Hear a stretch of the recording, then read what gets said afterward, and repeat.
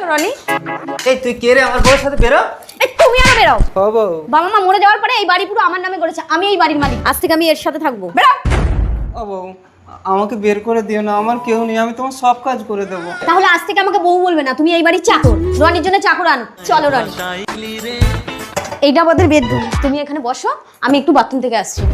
বউ তুমি বাথরুমে যাবে? আমার বউ। ভুল হয়ে গেছে।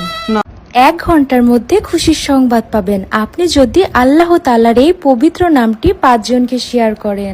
না, বলছি বাথরুমে জল তুলে দিয়ে এসেছি। ঠিক আছে, ওকে চাটা দিয়ে আসো। বাবু চা দেন। এটা চা হয়েছে? এই কি হচ্ছে? আরে চা বানিয়েছি, এক গাদা চিনি দিয়েছি গরম তোর মুখে ছুড়ে। এই দেখ, যা হয়েছে মুখটা ধুয়ে নেমে যাও।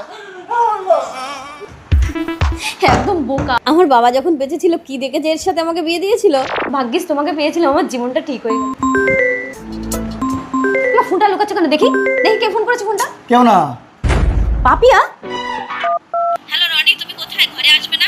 তার মানে তুমি বিবাহিত? তুমিও তো বিবাহিত, আমি জানি না? আমাকে ঘুম পাড়িয়ে দিয়ে তুমি স্বামীর সঙ্গে ভর্তি করবে, গাছের ভাবে তলানো করাবে।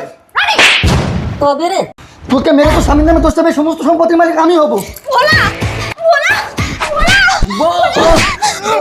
এই ছাড়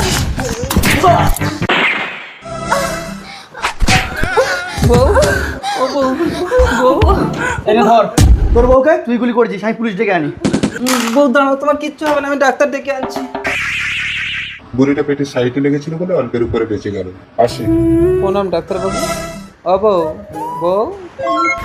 এই বলা, চল চলে, তুই তোর বউকে গুলি করেছিস। না, আমাকে রনি গুলি করেছে। রনি বাবু চলুন। তুমি আমার পায়ে হাত দিও না গো।